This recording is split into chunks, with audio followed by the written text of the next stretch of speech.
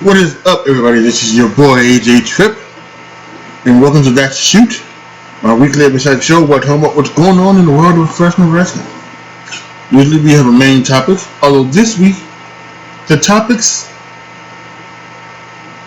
are almost kind of even in stuff. So we're just going to talk. It's not going to be like a main topic. We're just going to talk about each and everything that happened this week that I want to talk about. We had breaking news last Saturday of Bray Wyatt and his release from WWE.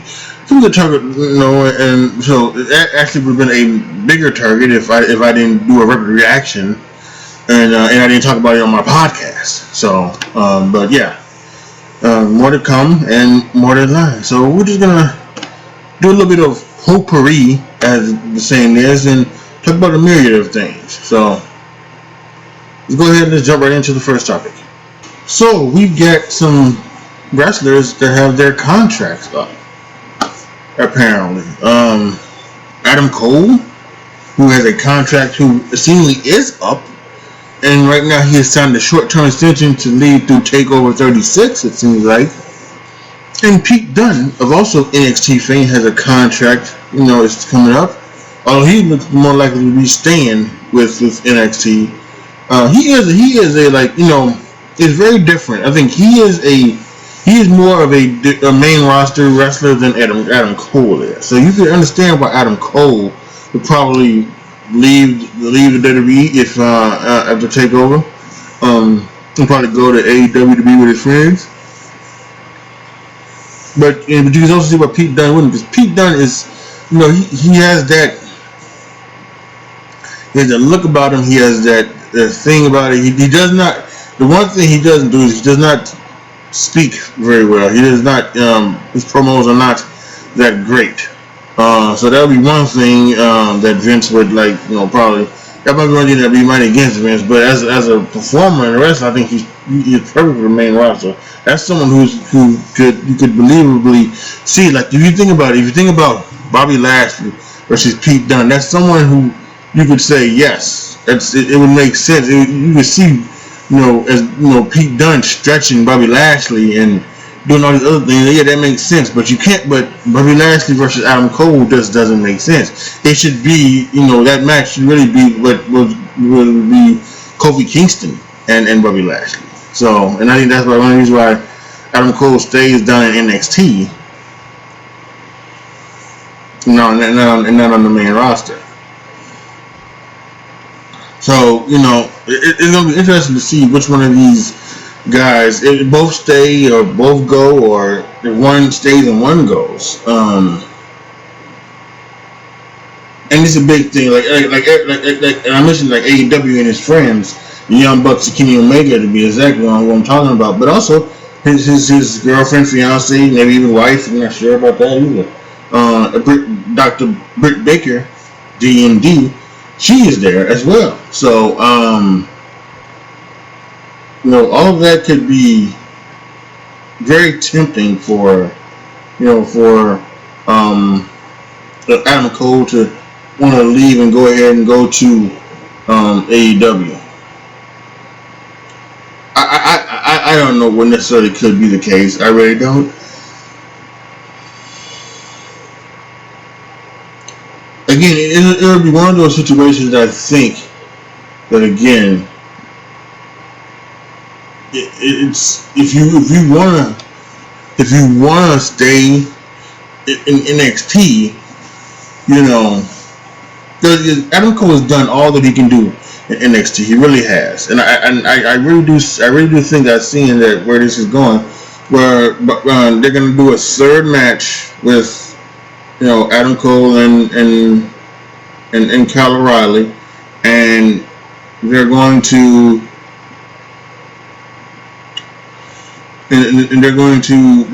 have Kyle O'Reilly win the feud and everything like that.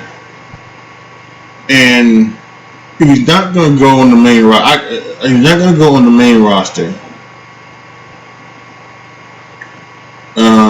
And then I definitely think AEW is the way to go. So I think this is. I think this is where Adam Cole has to look at it, right? This is what Adam Cole has to look at. Adam has to look at it as, if I stay, if I resign with WWE, and I go to the main roster, where can I get?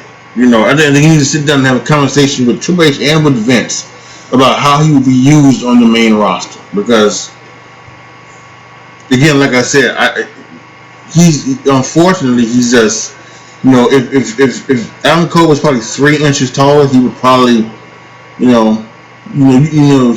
would be Shawn Michaels. He would definitely, you would see him as a Shawn Michaels type on the main roster, but he's not. He's unfortunately his height, and I know some people say, that's, that shouldn't be a thing in this day and age.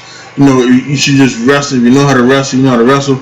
But one of the things about wrestling is that it has to be believable. It has to be. And that's one of the good things about Rey Mysterio. Rey Mysterio has made it that him beating a big guy is believable. And that was one of the best things about him in WCW. You could believe that he could get an upset, especially when you did the West Coast pop, and you would jump on it and then do the thing and flip and then do the thing, and he would have the feet and he'd hold the feet. That's a good cover because it's not a move that beats you, that is something that like knocks you out or something like that. But it's something that you would think you can hold down for a count of 3, and say that it would be an upset victory for. It would be an upset victory for Rey Mysterio. Adam Cole, Adam Cole has that. He has. I'm not sure if he could do the Panama Sunrise on the main roster. I'm also not sure about the last shot is a really good move. But again, how do you get a big guy down? How do you get Bobby Lashley down there so that he can do the big shot? But how do you get Roman Reigns down? How do you get Drew McIntyre down? How do you get Omos down? So, because as I mentioned, Rey Mysterio, and even though it is believable that Rey Mysterio can beat some of the bigger folks, most of the time he does lose against those bigger guys. He does lose. And because that's the way it is. But Rey Mysterio is not going to never lose anything because of how he wrestles and what he does. And Adam Cole doesn't really. I don't think Adam Cole is that type of wrestler. He's more up to like the Shawn Michaels type where he just does great things. He doesn't do a lot of flips. At least from what I can remember, he doesn't do a lot of flips. So I don't know. It'll be interesting to see what happens with him. And for Pete Dunne, like I mentioned, I think Pete Dunne should resign. He hasn't done a lot in NXT. He can still be somebody that would hold the NXT championship.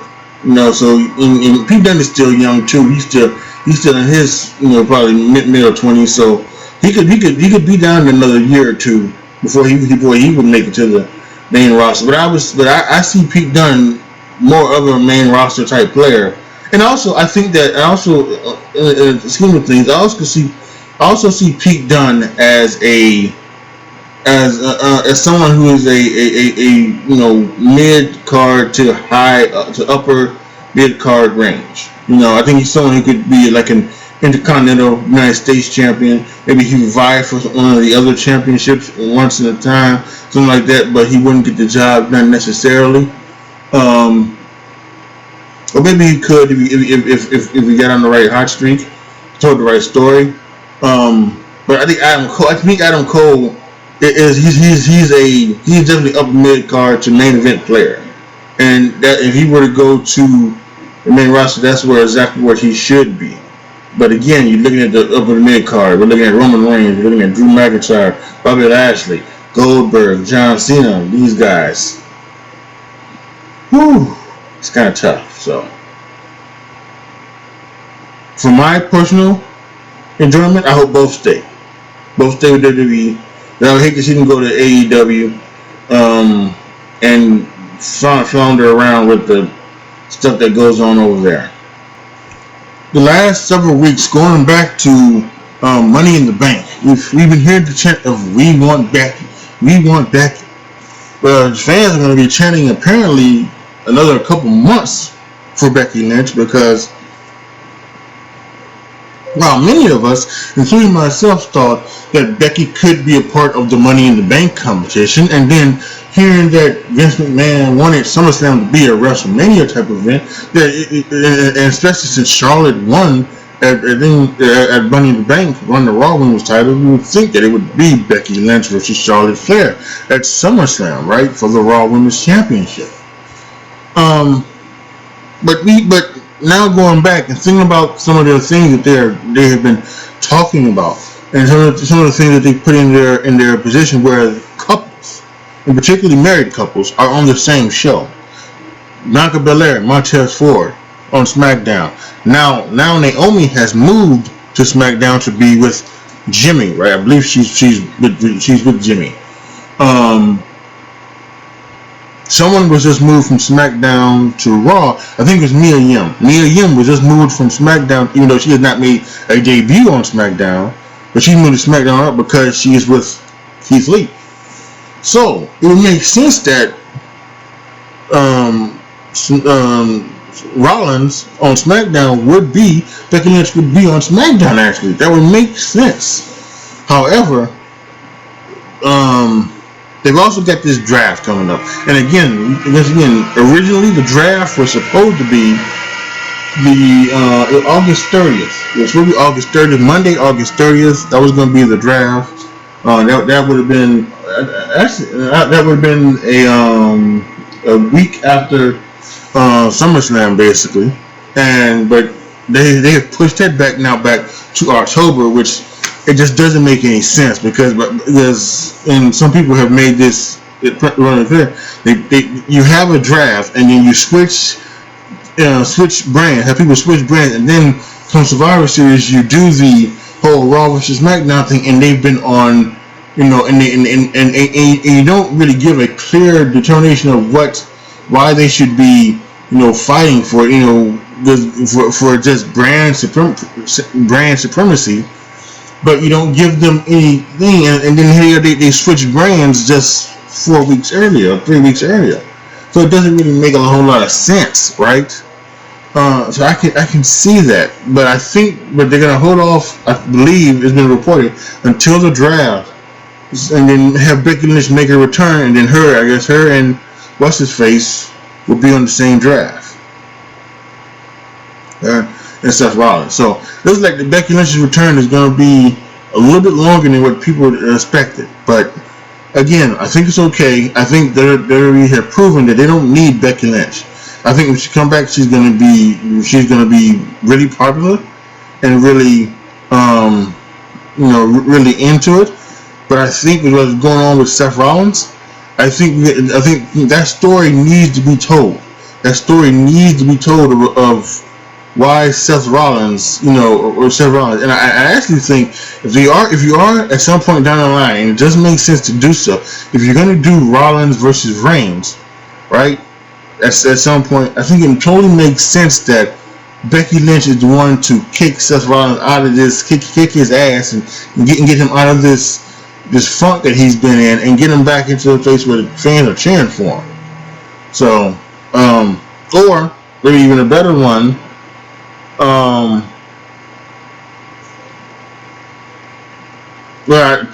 Damn. Well, how about this? I just got a notification on my phone from SB Nation. We just talked about Adam Cole in the last segment.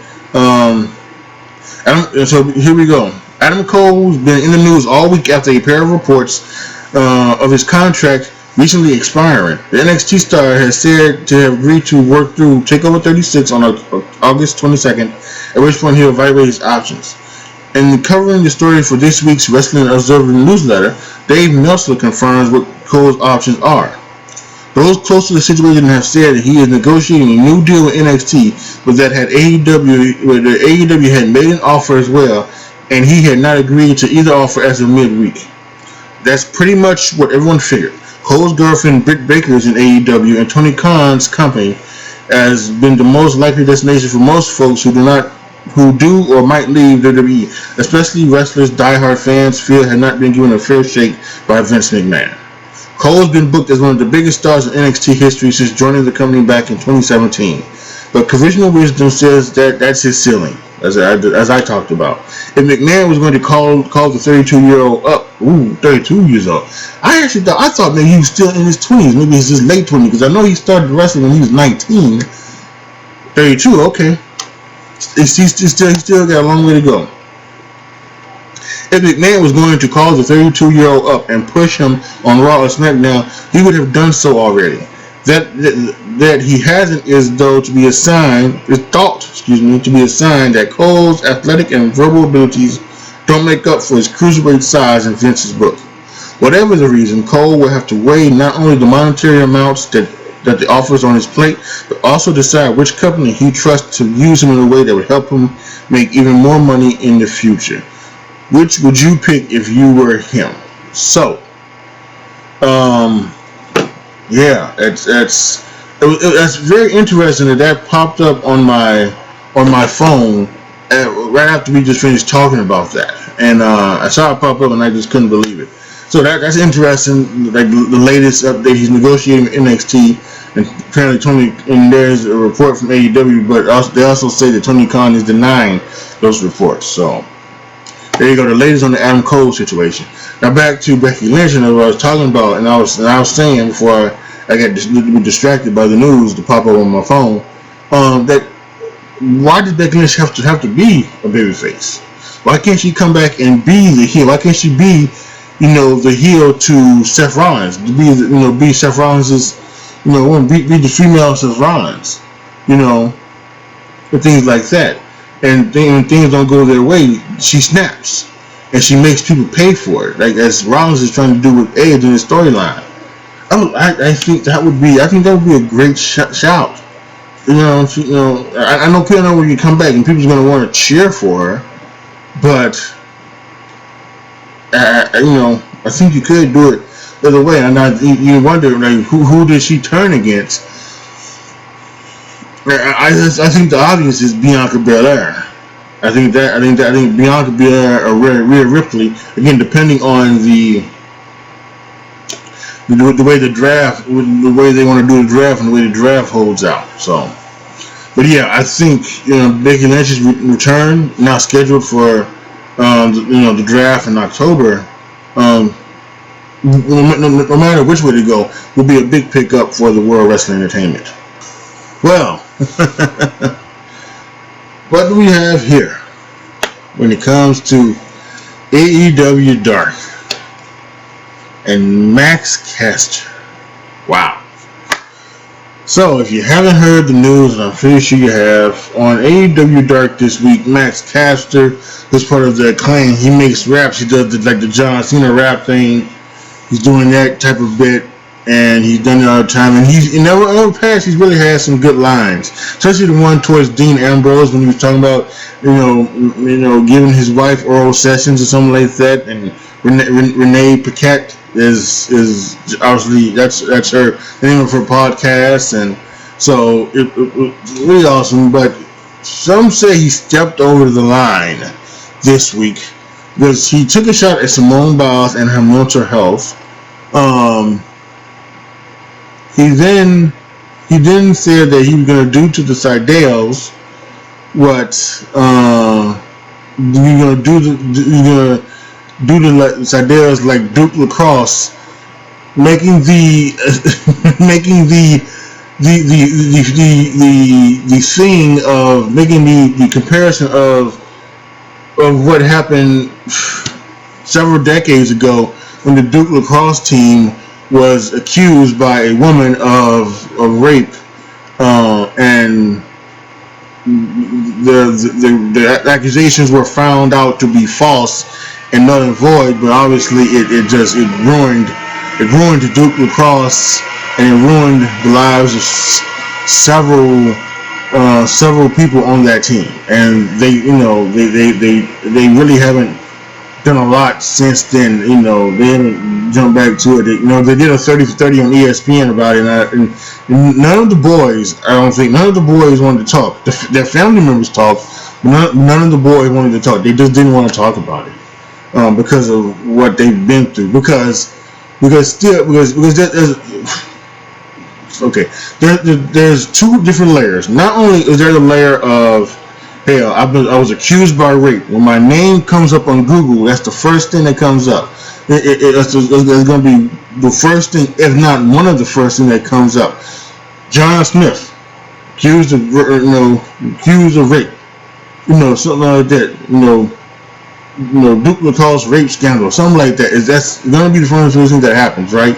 So you don't want your name associated with that. And then add on to the fact of the racial issue that the woman who accused him was black, and there's probably always will be somebody, somebody who is black, who will say, well, damn, the white boys got away with it. They raped that black woman, and that's what happens, and then yada yada yada. That's why we don't fuck with white people, and they'll do all of that things, right? So on several layers, right?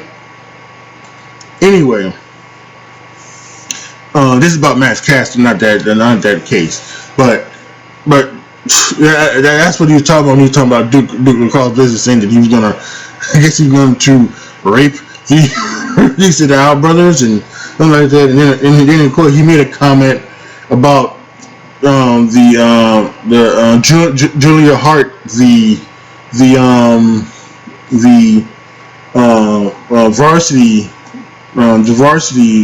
brothers, manager, second, whatever, cheerleader, and she made some to her vagina and her spells. So,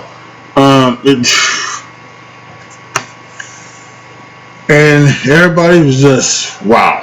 That's not cool, y'all. That's not very cool.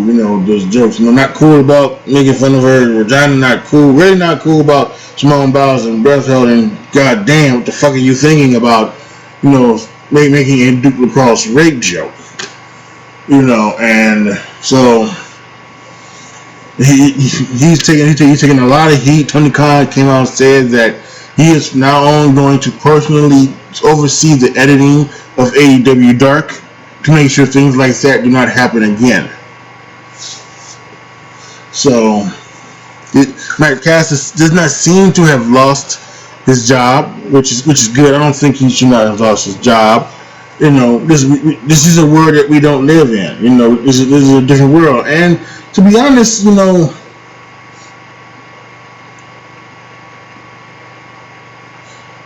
you have to do a joke like that. You have to do it just right, not to piss off people, because you're probably gonna piss off people anyway. But it depends on how many people you piss off with the joke. And that's why stand-up comics do good. Stand-up comics make jokes like that all the time, and they go there and they do certain things. And Lisa Lampanelli is the queen of mean, and she made some of the racist jokes in the history of jokes, but they were funny as hell, and you knew where she was coming from, so that didn't matter, right? And so she didn't get in trouble for a lot of them, and it was a different time when she was there. I don't think she could do her jokes like that now.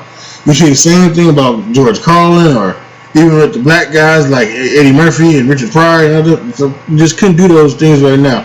Like we even saw like Dave Chappelle in one of Dave Chappelle's specials, he made fun of he made fun of some people like transgenders, and he made fun of something like that, and he got in trouble for that, for a little bit. For people, you can't. Why are you making jokes about that? Because he's a fucking comedian. But let's say I remember has to be about 15 years ago. 15 years ago, on WWE television, there was a character named Abraham Washington, and he was the he was the manager for the primetime players, I believe. And they were doing this bit where he had a microphone and he went outside and he would be talking while they would be in the ring wrestling. And at one point, I think Titus O'Neil did something, and he on the microphone said, "Titus O'Neil is like Kobe Bryant in a Colorado hotel room. He's unstoppable." And boy. And I was saying, like, this is like 15 years ago. This was like before Twitter. The internet was still big, but this was like before Twitter, before social media. I think MySpace was around. Maybe MySpace and Facebook were around. But man, he got in trouble for that one, and that gimmick of him speaking during their matches ended quickly, and he didn't stay too long after that. He was pretty much the next 2 or 3 months he was released, so yeah, that was a thing. So these type of jokes, you have to go in there. We know what happened with Jim Cornette, about a year or so ago. Jim Cornette, he made a joke. He said that Trevor Murdoch the guy was so tough that he would run through, he would backpack through Africa with a bucket of chicken on his backpack, so on his back, and it's a joke, but in this day and age, and he unfortunately lost whatever job he had with NWA at that point in time, but but he's been telling that joke for years. He's been telling that joke for years. But now in this new era, funny as it may be, you just can't tell it. So, but yeah, Matt Caster, I'm pretty sure now that because I don't know if he goes off the dome or if he does like write it down, memorize it before he goes out there. But I would assume that his days of rapping with live mic may come to end very, very soon if he continues going on like this. So we'll talk about the release, Bray Wyatt's release last. But we also need to talk about Ric Flair being released this week. Now there was some news. I forget what it was. Maybe Wrestling Inc. had said that we'll have some news about somebody, the big name, being released. And then I think in a joint statement with Fightful, Wrestling Inc. and Fightful announced that Ric Flair was going to be released. It was going to be released, and WWE didn't announce that Ric Flair was released. Ric Flair put out on Instagram or on Twitter or something like that, and why he thanked the WWE. I was going to be the WWE person, and yada yada yada. And there's a lot of things that seem to be what's going on with this, but what it looks to be is that possibly, Ric Flair has not been excited about what's been going on creatively in WWE. He kind of feels that, going back to what he was doing with Lacey Evans and Charlotte, he didn't necessarily like that angle to make it seem as if, this guy being 60, maybe even 70 at this point, years old, was hooking up with this, middle to late 20s, maybe at the latest 30-year-old, woman who will be known to have a husband, and we know to have a daughter from her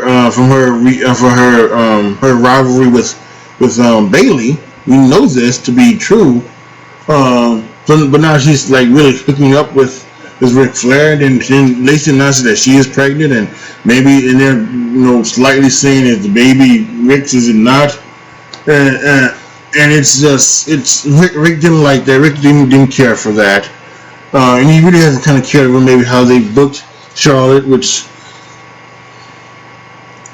Listen, I defend Charlotte to the depth because I think she's the best woman wrestler ever, and she's the best going right now. But she's almost you know she's kind of booked pretty good. Don't you think? I mean, people are kind of tired of her being booked, being booked the way she is, the way she's always winning and she's always winning championships, being in the main event and things like that. So she's been kind of booked pretty good. I think there's maybe some talk about maybe going back to her missing WrestleMania because of the pregnancy scare, or I shouldn't call it a pregnancy scare, but it was a pregnancy thing. The doctors did a test and found out that she was pregnant, and she couldn't believe it, so they took her off television, took her off the road, and I think it was actually going to be her versus Asuka at WrestleMania, but then they went ahead and they put they put Rhea Ripley, brought up Rhea Ripley, put her in that spot and had her win it, the Raw title. Which, by the way, we haven't seen Asuka in 2 weeks, have we? I don't think we haven't seen Asuka in 2 weeks. Maybe even 3 weeks. Who knows? Who knows the last time I seen Asuka? I just hope she's okay. But yeah, but then she went home and she took pregnancy tests, found out that she wasn't pregnant, and then went to her doctor, and the doctor told her that she wasn't pregnant, and her personal doctor, not the WWE doctor, and so it did all that stuff. So it's just been a real wild, crazy year for Charlotte Flair. And so I think Rick has expressed some concerns about that to Vince, to the creative team, that that's kind of the rumor that that was a thing right there. So, but he's also been friends with Tony Khan, so there's obviously Ric Flair being released, so there's always been where he's automatically going to be gone to AEW. But I don't know. I think Vince could, not Vince. I think Ric Flair could just stay out of the picture. Stay away from the game. From wrestling altogether. If he shows up on AEW, I wouldn't be surprised. I just, I would have thought there was no way in hell with Paul White, The Big Show, with Mark Henry, with Christian Cage, be on AEW. There's never a doubt in my mind, especially after Christian Cage was in the fucking Royal Rumble. There's no doubt. If anything, he would have been on WWE, but they went there.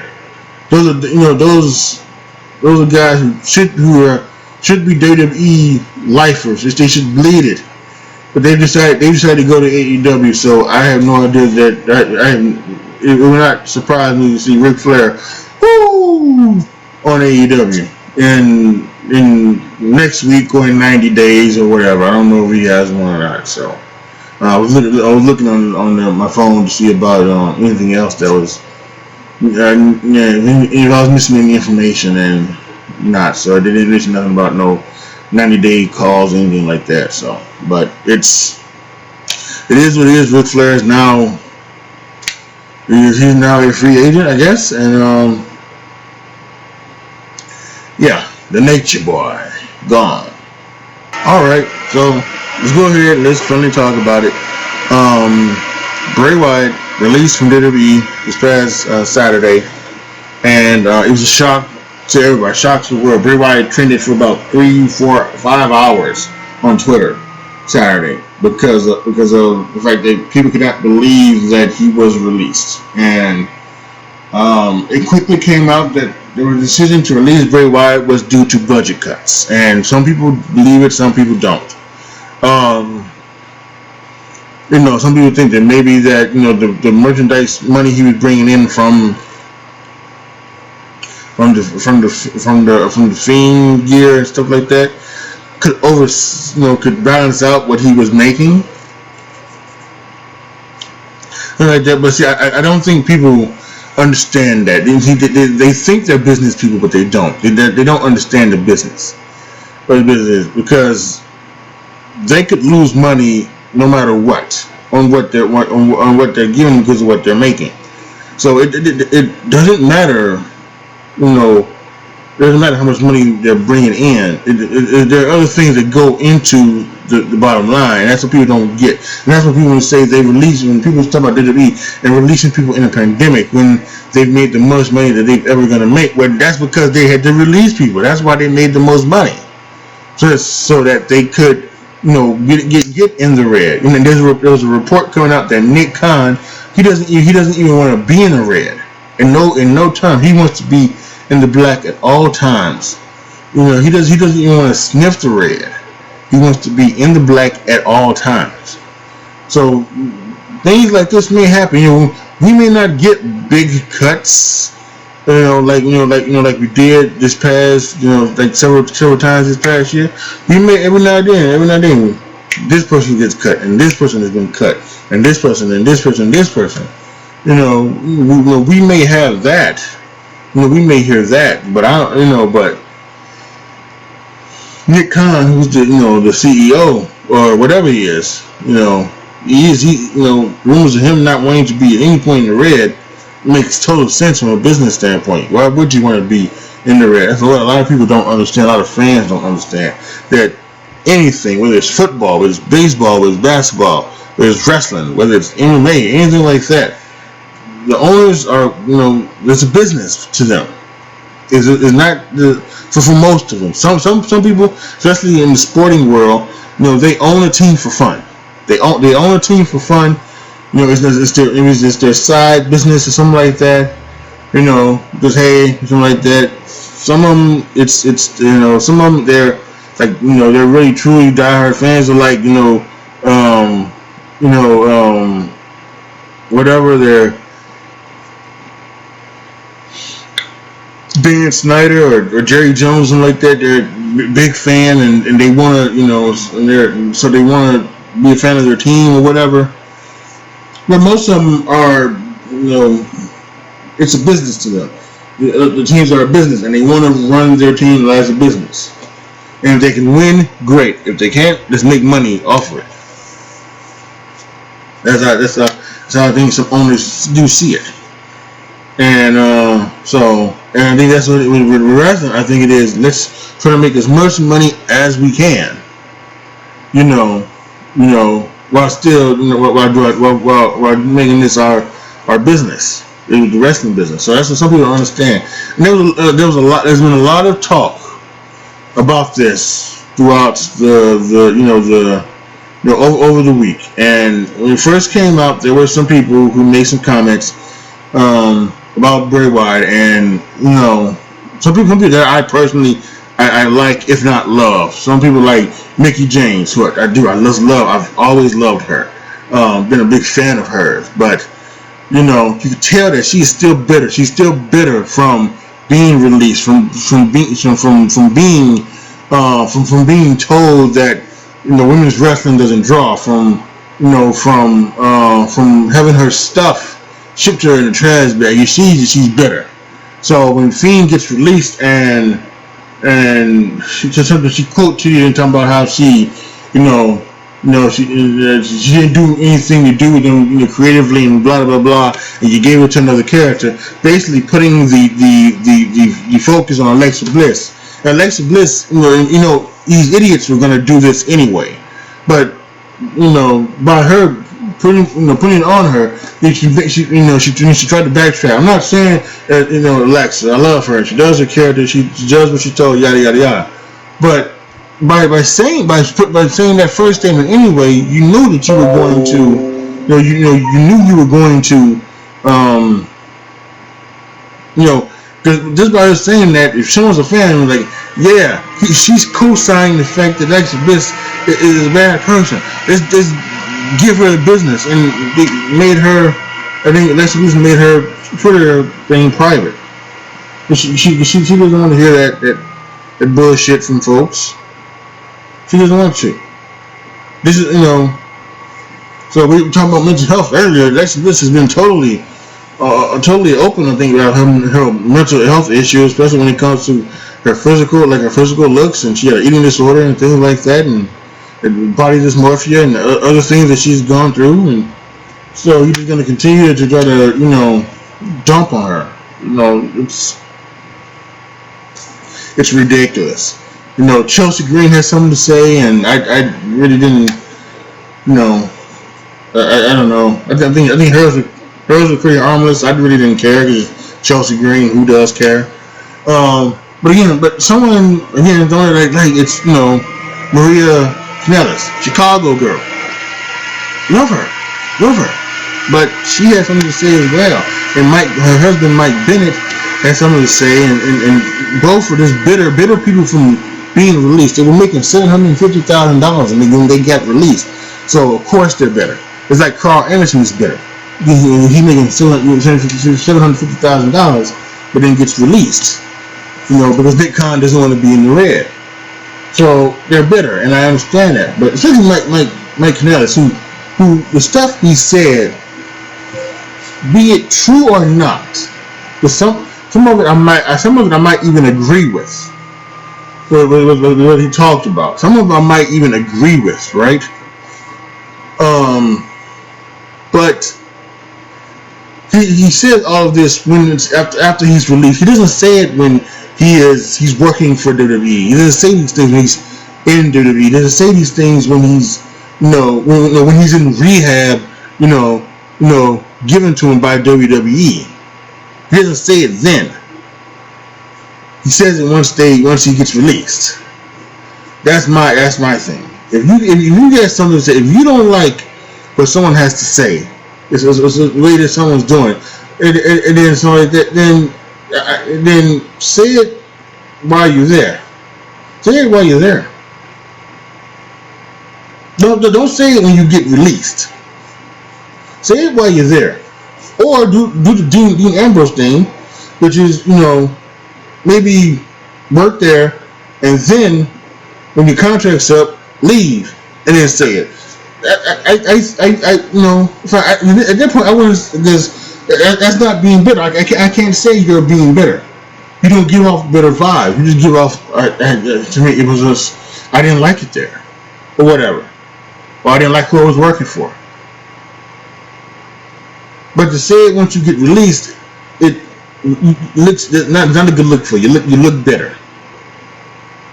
And let's just bring something else into this whole Bray Wyatt thing. A couple of days ago, Ronda Rousey brought up how the fans were hypocrites because while they were chanting "We want Wyatt, we want Wyatt" this past Monday on Raw, you know, doing some segments, she mentioned the fact that during some of Bray Wyatt's matches, they were chanting for beach balls and other things, and somebody had a clip. I think it was Ringside News, maybe.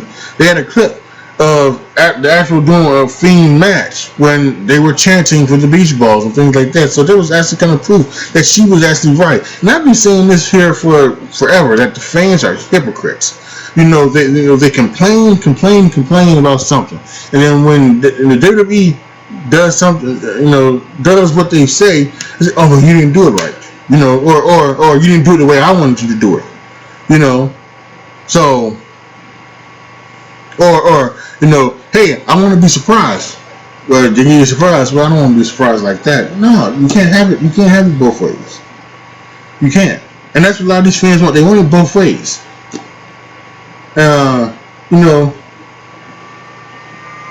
Fans are important to wrestling. They're not that important. They're not that important to where you need to be heard and catered to and called to, at every single motion, because that's wrestling has never done that. Wrestling has never done that. Wrestling has told you who you should cheer, who you should boo, and what you should like and what you don't like. Wrestling has done that for years, for hundreds of years, since they started the pro wrestling of being what it is right now, the worked version of pro wrestling, making it a work, making it not a shoot. It's been like that all the time, and fans are hypocrites. Because, especially, I always say this, especially when it comes to WWE, now AEW, WWE does something that is stupid, they do they have zombies be in a lumberjack match. They shit all over it. They have the AEW has the Elite come out in acting like Space Jam, or maybe even a better thing. The WWE had that match years ago where they had the Lakers being the good guys and the Nuggets being the bad guys, right? And they'll criticize that, but then we have AEW and then people coming on in as the Toon Squad, something like that, and now they want to cheer it and say, "Hey, wait, that was so cool." Yeah, no, whatever. And again, we had it again. One of the wrestling YouTubes said they gave Raw 3 out of 5, and then they give AEW a 3 out of 5, but then it says it's not, but it's not the same 3 out of 5 as it is for. No, it's the same. If you give it 3 out of 5, 3 out of 5 is the same 3 out of 5. It's the same fucking thing, same 3 out of 5. Stop with that bullshit. So Ronda Rousey sent the fans, and of course fans getting mad, but she was right. She was absolutely right. And the fans were chanting, "We want beach balls," instead of "We want Wyatt." Maybe they did have some reason to go into why the WWE didn't like. WWE didn't see the potential in the Fiend character as you guys did, because you guys didn't make them believe that you saw something in them. Yeah, you do it anyway. You booed Roman all the time, and they put Roman in 4 straight WrestleMania main event matches because they believe in Roman Reigns, even though you was booing him. So if you're not liking the way that they're doing Wyatt, just keep cheering them, so that you're gonna get behind them no matter what. And maybe they turn it around. But no, that's not what happened. You cheer for beach balls. So Bray Wyatt, unfortunately, is gone from WWE. Ronda Rousey did not lie. Spoke facts. As the kids say, no cap. Alright, y'all. That's going to be it for this episode of That You Shoot. Thank you guys so much for staying with me. Another long episode, but I think some good episode. We got some good topics today. Let me know in the comment section what your thoughts are on any of these comments. Ric Flair being released, Becky Lynch's return, the Matt Castor cringy rap, Adam Cole and Pete Dunne's contract statuses, and then Bray Wyatt and the falling off from that, Ronda Rousey slamming the fans. Let me know in the comments of all of that. And you also let me know down in the comments of some unfortunate news we got a couple of days ago. Beautiful Bobby Eaton passed away at the age of 62 the other day. And member of the Midnight Express. He was the member of both incarnations. The first one with Dennis Condrey, the last one with Stan Lane, of course managed by Jim Cornette.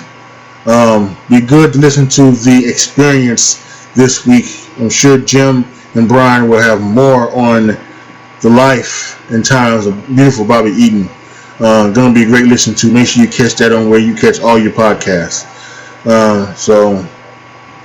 I want to give my thoughts and prayers and prayers to the family and friends of Bobby Eaton. May he rest in peace. Thank you guys for watching. Talk to you guys later.